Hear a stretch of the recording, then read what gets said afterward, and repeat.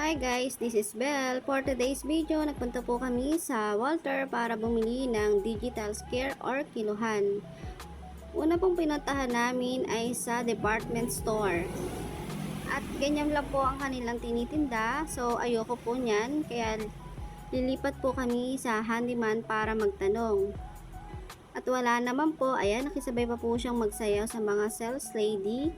At lumipat po kami sa Robinson para doon humanap. Gusto ko po kasi digital scale talaga. Ayan, nakakita po kami. Ang kilo po ng mister ko ay 72 kg. At ako naman po ay 67.65 kg.